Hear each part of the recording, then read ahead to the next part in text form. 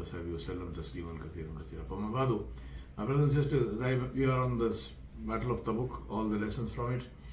As I mentioned to you, the writers of the Sirah, they are agreed upon, and that's also my understanding, that the purpose of Tabuk was really to test the believers and to differentiate and to show up the difference between the true believers and the munafiqeen, the hypocrites.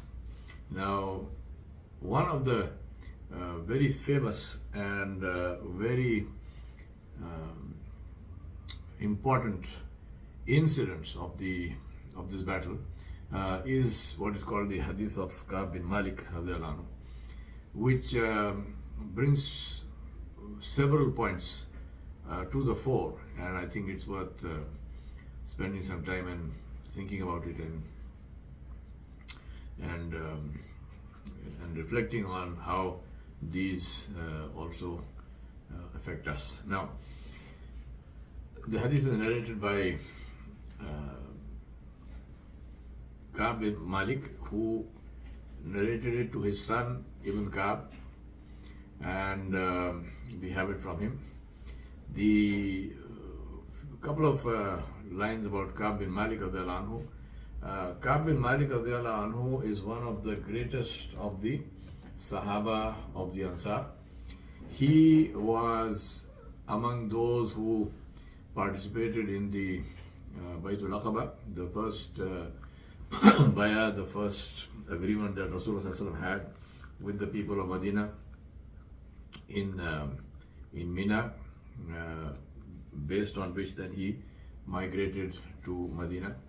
And Ka'b bin Malik was one of the people there. He was a young man, so at the time of Baytul Aqaba he was a boy, and Rasulullah loved him very much. He was one of the favorite Sahaba of Rasulullah. He was a warrior. He was a scholar. He was a Hafiz of the Quran, as much as had been revealed until then, and he was known to be one of the most prominent and most famous and among the best of the best. So he is narrating this to his son, and see the openness, the frankness, the truthfulness, the integrity of his narration. He's not trying to pretend anything. He's completely and totally frank, even though all that he has to say goes against himself. He said, I have never stayed behind in any battle of Rasulullah except this one, which is Ghazwa Tabuk. He said, I have never stayed behind in any battle of Rasulullah except Ghazwa Tabuk. He said, I missed Badr, but Rasulullah did not censor anyone for Badr because it was not meant to be a battle. So he was not there or something when Nabi Sallallahu Alaihi Wasallam left. They had gone to intercept a caravan of Abu Sufyan, but instead they met the army of Quraysh. He says, I attended the night of Al-Aqaba and gave bayah to Rasulullah Sallallahu Alaihi Wasallam, and I would not want to exchange this night for Badr or anything else. I was never stronger or better off than at that time, meaning the time of Tabuk. At the time of the Battle of Tabuk, he said, there was nothing that was preventing me. I was never stronger off or better off than at the time of Ghazwat Tabuk.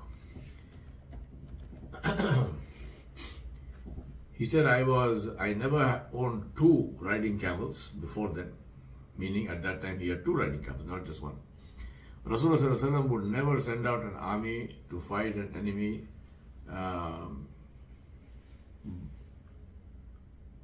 except that he would not declare the destination. So he would always say we're going in one place, but he would actually go somewhere. It's basically stratagems of war. But in this case, he announced where he was going, as the journey was long and difficult, and in the time of extreme heat, and he wanted people to be prepared properly. The Muslims were a large number. He said about 30,000. This was more than any ghazwa before that. But there is no diwan, there is no book, register of names, and the names were not written. So if a person wanted to stay behind, he could have assumed that he will not be missed unless Allah subhanahu wa ta'ala sends wahi and informs Rasulullah sallallahu alaihi wasallam.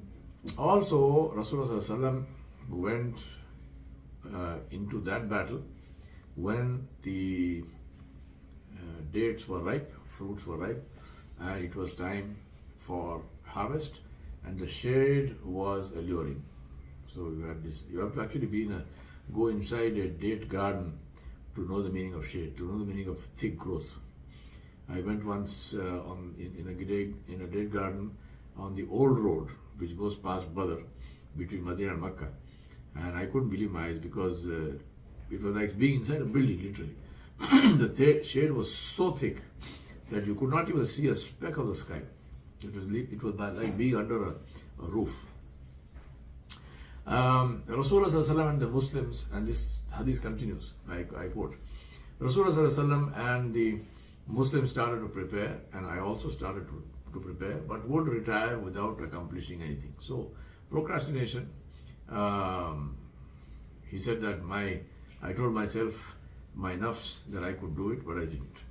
So time passed, and people were deep in preparation. And suddenly Rasulullah and the Muslims were ready to leave, and I had done nothing. I told myself that I would get ready in a day or two and catch up with them. Every day I would tell myself that I would prepare that day and would do nothing.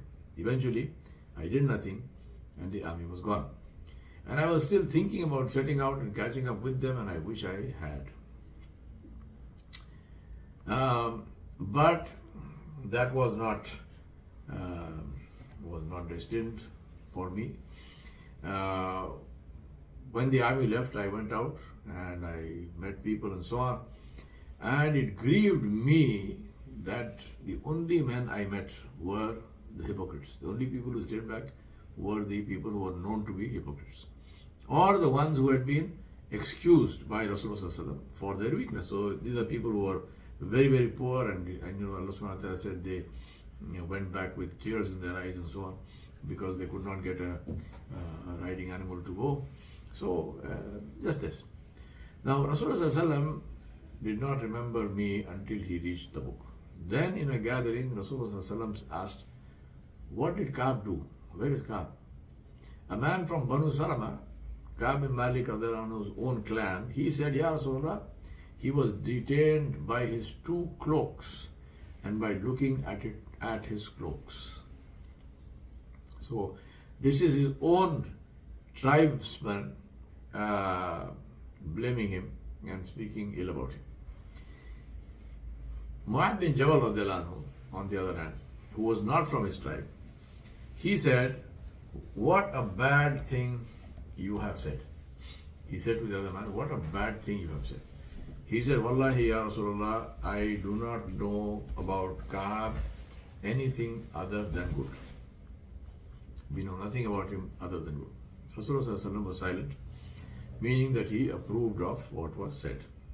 Ka'b Radhiyallahu anhu was a man who was one of the 12 men who gave bay'ah to Rasulullah personally, as I mentioned, in Aqaba.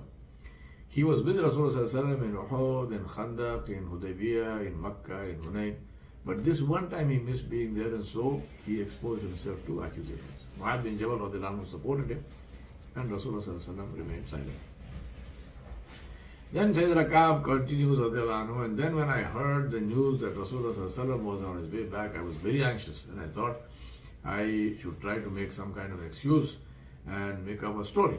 I asked the opinion of various people whose opinion I valued.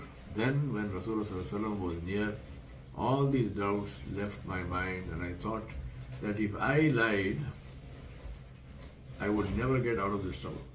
And I decided to speak the truth. Now this is the first lesson that we learn from this, which is always speak the truth. Don't tell lies. Weakness is there, mistakes happen, with the best of us, and there's no one better than Sayyidina Ka'b bin Malik radiallahu anhu. But he made a mistake. Rasulullah sallallahu alaihi wasallam arrived in the morning. When he would arrive after traveling, he would enter the masjid, pray 2 rakat, and then he would sit with the people. This was his norm. So he did that, and the ones who stayed behind gave their excuses and they swore oaths. Rasulullah sallallahu alaihi wasallam accepted their excuses. He did not accuse anybody. He accepted their excuses. And he accepted their bay'ah, meaning, they made some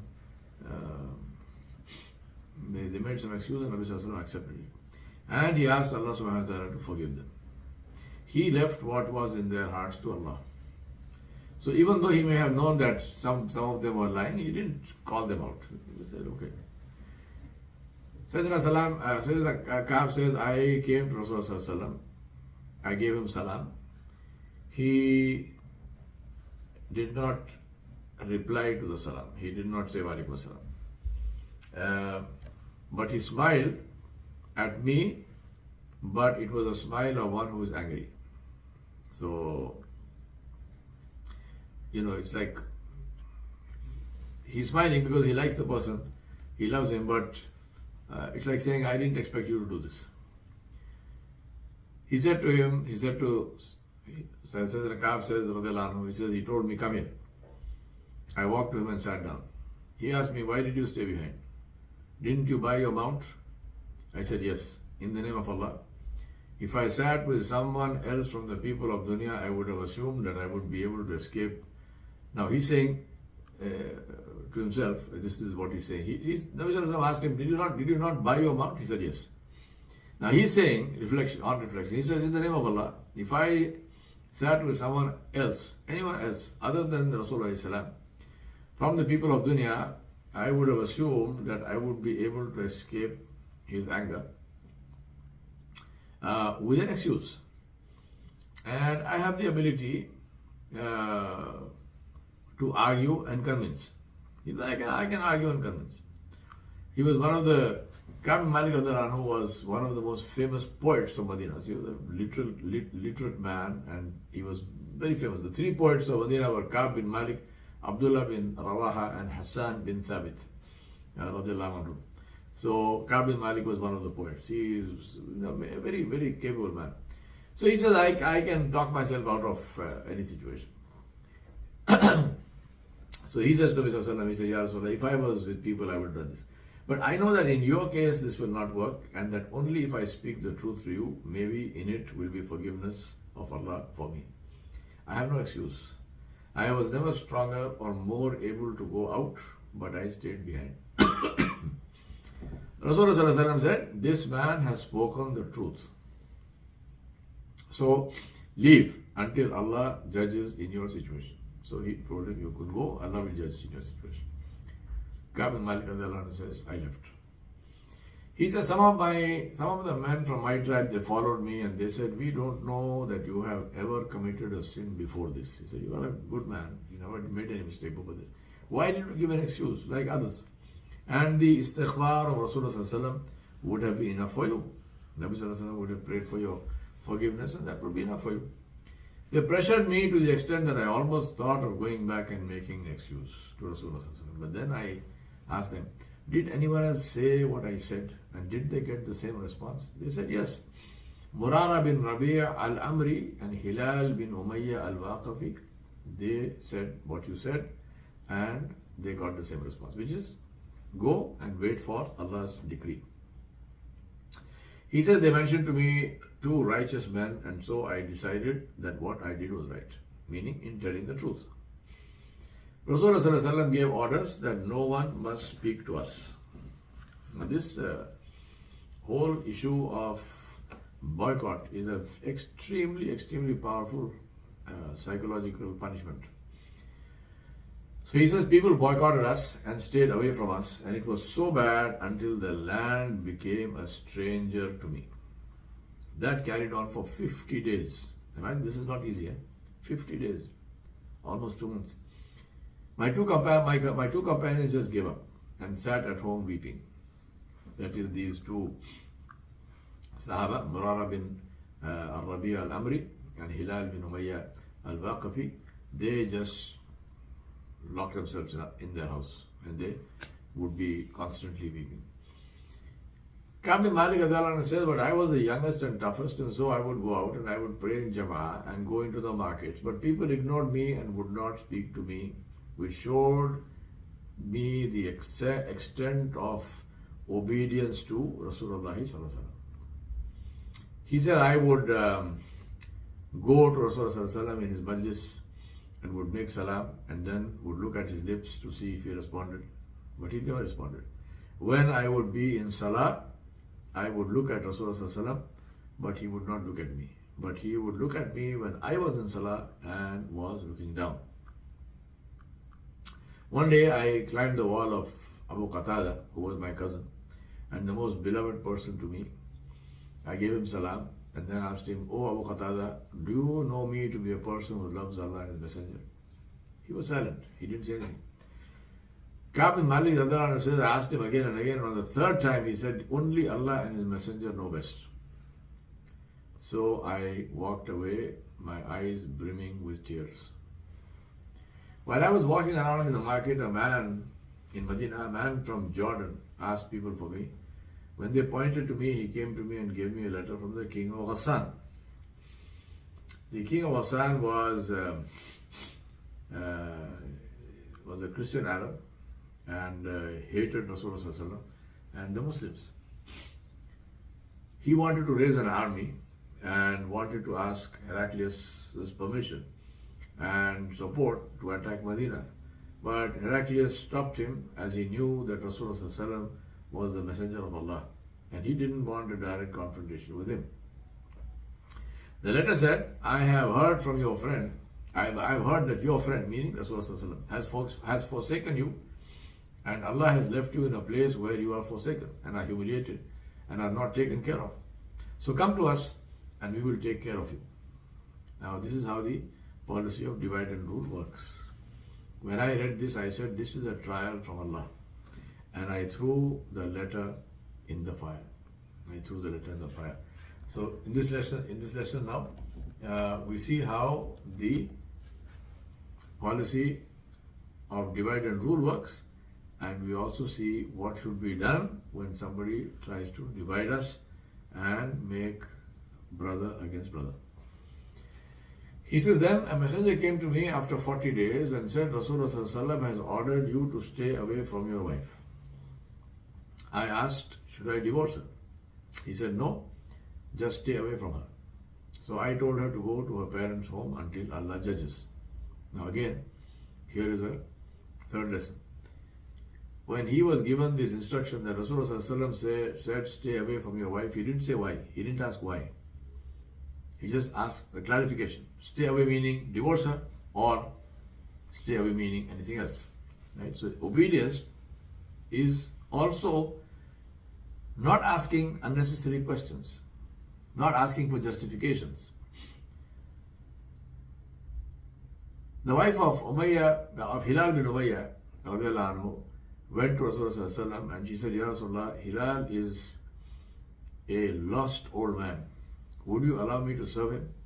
Rasulullah said, yes, but he should not touch you. She said, Wallah, he has been crying constantly until this minute and has no desire for anything at all.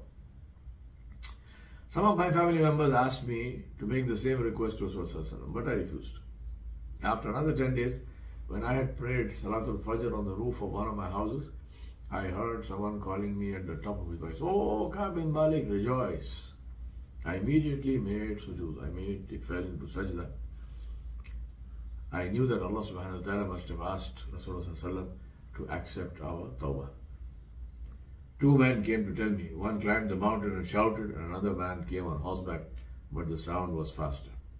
When the man came to me, I gave him my 2 thobes. That was all he had. He had 2 thobes, he gave it to him. I borrowed 2 garments and went to meet Rasulullah. People were meeting me in groups and congratulating me for the acceptance of my tawbah. I entered the masjid and Rasulullah was sitting with the people. I gave him salam. His face was beaming. He was very happy. And he said, rejoice. for today is the best day since your mother gave you birth. I asked him, Ya Rasulullah, Sallallahu Alaihi Wasallam, is this from you or from Allah? He said, no, it is from Allah. I said, Ya Rasulullah Sallallahu Alaihi Wasallam, part of my tawbah will be to give away all my money, everything I own in sadaqah. He said, keep back something for yourself. That is better for you. So I said, I will retain my share of Khaybar. I said, Ya Rasulullah, Allah subhanahu wa ta'ala saved me because I spoke the truth. I swear that I will never speak a lie. And I never spoke a lie ever again. Meaning he didn't speak even then, meaning he never spoke a lie. Allah subhanahu wa ta'ala revealed these ayat about the tawbah of Ka'b bin Malik radiallahu anhu and his two companions. Allah subhanahu wa ta'ala said, لَقَدْ تَابَ اللَّهَ عَلَى النَّبِيِّ وَالْمُهَاجِرِينَ وَالْأَنصَارِ الَّذِينَ اتَّبَعُوهُ فِي سَاعَةِ الْعُسْرَةِ مِنْ بَعْدِ مَا كَادَ يَزِيغُ قُلُوبُ فَرِيقٍ مِّنْهُمْ ثُمَّ تَابَ عَلَيْهِمْ إِنَّهُ بِهِمْ رَءُوفٌ رَحِيمٌ وعلى الثلاثة الذين خلفوا حتى إذا ضاقت عليهم الأرض بما رحبت وضاقت عليهم أنفسهم وظنوا أن لا ملجأ من الله إلا إليه ثم تاب عليهم ليتوبوا إن الله هو التواب الرحيم. Allah subhanahu wa ta'ala said, Allah has forgiven the Prophet Muhammad sallallahu alayhi wa sallam, the Muhajirin and the Ansar who followed him in the time of distress, which is Tabuk, and generally followed him in difficult times. After the hearts of a party of them had already deviated from the right path, but we accepted their repentance. Certainly, He is unto them full of kindness, most merciful. He, Jalla Jalaluhu, also forgave the three who did not join the Tabuk expedition and left, who Rasulullah left, that means he did not judge in the case and left it for Allah's decision, till for them the earth, vast as it is, was strained and their own selves were straightened to them. And they perceived that there is no fleeing from Allah and no refuge except with Allah. Then He accepted their repentance that they might repent unto Him. Verily Allah subhanahu wa ta'ala is the one who accepts repentance and most merciful. Now those who made excuses and told lies about them, Allah subhanahu wa ta'ala said, سَيَحْلِفُونَ بِاللَّهِ لَكُمْ إِذَا انْقَلَبْتُمْ إِلَيْهِمْ لِتُعْرِضُوا عَنْهُمْ فأعرض عنهم إنهم رجس ومأواهم جهنم جزاء بما كانوا يكسبون يحلفون لكم لترضوا عنه فإن ترضوا عنهم فإن الله لا يرضى عن القوم الفاسقين. Allah subhanahu wa ta'ala said, they will swear by Allah to you when you return to them that you may turn away from them. So turn away from them. Surely they are rijsun, najasun, which is impure because of their evil deeds. And hell, Jahannam, is their dwelling place, a recompense for that which they used to earn. They, the hypocrites, swear to you, Muslims and Rasulullah, that you may be pleased with them. But if you are pleased with them, certainly Allah subhanahu wa ta'ala is not pleased with the people who are al-fasiqun.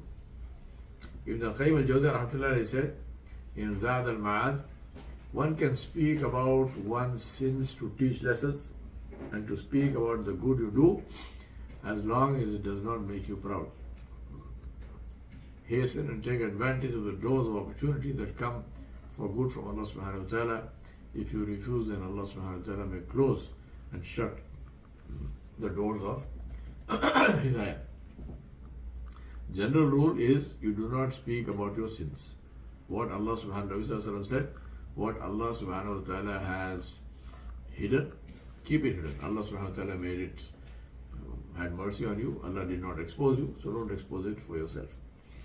So best not to speak about that. But for in a private meeting, in a counseling session or something, if there is a need, then you can mention something just to show that after that there is repentance, after that there is correction, and that it can be done. It's that someone must not lose hope. Allah said, Ya ayyuhalladhina amanu istajibu lillahi wa lirasuli إذا دعاكم لما يحييكم واعلموا أن الله يحول بين المرء وقلبه وأنه إليه تحشرون. Allah said, oh, you believe, answer Allah subhanahu wa ta'ala and His Messenger sallallahu alaihi wasallam by obeying them. That is the way of answering.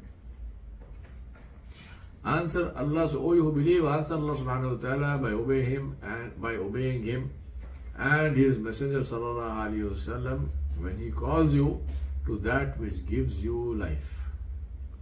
And know that Allah comes in between a person and his heart, meaning He prevents an evil person to decide anything. And verily to Him, to Allah, you shall be gathered. Allah said, وَمَا كَانَ اللَّهُ لِيُضِلَّ قَوْمًا بَعْدَ إِذْ هَدَاهُمْ حَتَّى يُبَيِّنَ لَهُمْ مَا يَتَّقُونَ إِنَّ اللَّهَ بِكُلِّ شَيْءٍ عَلِيمٌ. Allah subhanahu wa ta'ala said, Allah subhanahu wa ta'ala will never lead a people astray after He has guided them until He makes clear to them as to what they should avoid. Verily, Allah is the all-knower of everything. The most important thing here to understand is that Allah subhanahu wa ta'ala does not misguide anybody. This is, sometimes people get confused and they say, oh, what, the one who Allah misguide, مَن يَهْدِهِ اللَّهُ فَلَا هَادِيَ لَهُ. So people misinterpret that and say, the one who Allah misguided. Allah does not misguide. If Allah wanted to misguide Jalla Jalaluhu, then He would not have sent the Anbiya. The very presence of the Anbiya is evidence that Allah subhanahu wa ta'ala wants to guide you. The people who get misguided are the people who refuse the guidance that Allah subhanahu wa ta'ala sends. So Allah is saying here that Allah does not misguide anybody, but those who want to misguide themselves, that's up to them. We judge according to what is apparent. So as far as the hukum is concerned, it's a matter of something that is what you see. We don't, al-hukum ala al-zahir. The hukum is on the visible. We don't judge somebody's intention. So if somebody is worshipping, is praying, we say the person is praying. We don't say he did not do salah. We don't say he is praying but his intention was wrong. That we don't know, because his intention is in his heart. And his salah, whether it's accepted or not, is up to Allah subhanahu wa ta'ala. If Allah wants to accept, He accepts. If He doesn't want to accept, Allah has the power and the ability and the possibility of rejecting it. But we ask Allah subhanahu wa ta'ala for His mercy. When you feel a pain in your heart, when you regret a sin, this is a sign of the health of the heart. So it is very important to understand this. Ibn Qayyim al-Jawziyya said, the one who Allah subhanahu wa ta'ala loves and wants to do good, He, Jalla Jalaluhu, reminds him of his sins. Now we know that when we make istighfar, Allah subhanahu wa ta'ala forgives us, and we must have this yaqeen that I have made sincere istighfar, I have sincerely repented my sin, I have made amends, I have done good, and inshallah Allah has forgiven. So having a doubt about Allah's forgiveness is not from Iman. So we don't do that. But at the same time, we don't get complacent about it. So Ibn Qayyim al-Jawziyya rahmatullah, he said that Allah subhanahu wa ta'ala, when He loves somebody, He reminds him of his sins, so that the person can make istighfar over and over again, and he is sure to be forgiven. And every time we make istighfar, this is tawbah. Tawbah is ibadah. So obviously the person is benefiting from making the tawbah. He is benefiting from this ibadah. He is benefiting from being contrite and being regretting his sins. So all of these are wonderful things, and we ask Allah subhanahu wa ta'ala to help us to always remain in a state where we seek His forgiveness. I remind myself and you that there are only two things that we need in life. Only two things. And it's not food and water, and it's not money, and it's not any of those things. The only two things we need in our life, one is hidayah, it is right guidance, and the second one is maghfirah. It is the forgiveness of Allah subhanahu wa ta'ala. These are the only two things we need. We do not have a need for anything other than that. Right? So this is very important to always remember and keep in mind and not get confused and carried away by imagining that other things are needs. They are not needs. They're nice to have. If you don't have them, nothing will happen. But if you do not have hidayah, if I don't have hidayah, if we do not have guidance, then we are in the hellfire.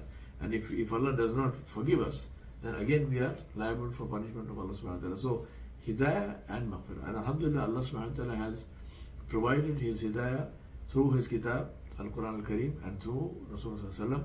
So therefore, studying the seerah of the Nabi sallallahu alaihi wasallam is so critically important. And Allah subhanahu wa ta'ala then promised forgiveness for the person who seeks forgiveness sincerely in His kitab. So therefore, these are the two very critical things. And from this beautiful hadith of Ka'b bin Malik radhiyallahu anhu, we understand the importance of tawbah and istighfar.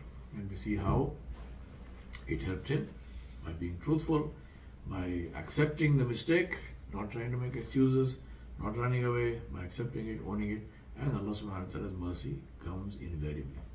وصلى الله على نبي الكريم وعلى آله وصحبه أجمعين برحمتك يا أرحم الراحمين.